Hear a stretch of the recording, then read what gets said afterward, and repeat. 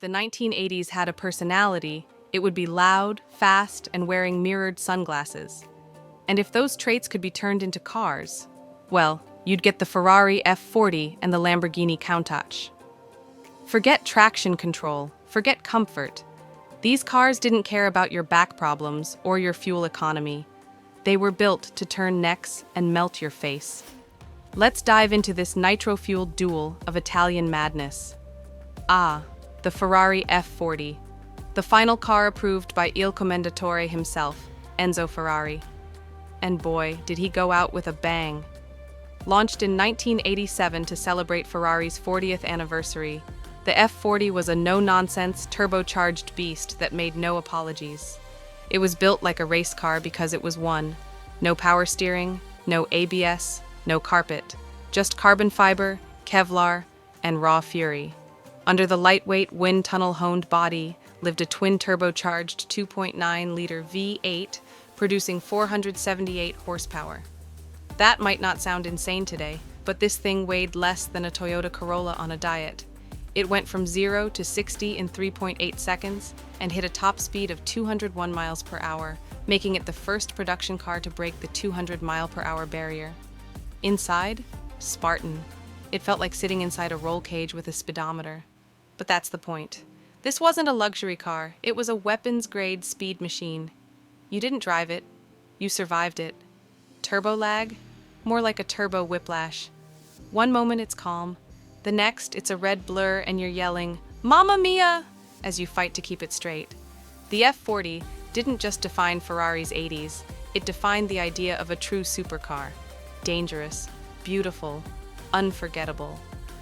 Now enter the Lamborghini Countach, a car that looks like it was designed by a group of rebellious architects who were dared to create a spaceship on wheels. Born in the 70s and perfected by the 80s, the Countach was all about attitude. Sharp lines, scissor doors, and an aura that screamed, "I am speed and style incarnate."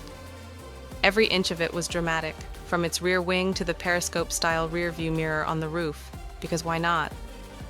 Underneath that iconic wedge was a 5.2-liter naturally aspirated V12, producing up to 455 horsepower in the 5000 QV version.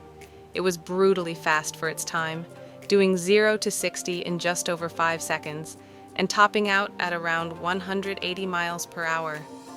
But this car wasn't about numbers, it was about presence. Pull up in a Countach, and even people who don't know a spark plug from a USB port would stop and stare. It was the poster car. Kids wanted it, rappers rapped about it, and Wall Street bros tried to buy it with cocaine money. Driving it? That was another story. The clutch felt like it was bench pressing you back. The visibility was laughable. You had to open the door and sit on the sill to reverse. But again, who cares? You didn't daily drive a Countach. You wore it like a designer suit made of steel and rage. It was the definition of unapologetic style. Wild, impractical, brilliant.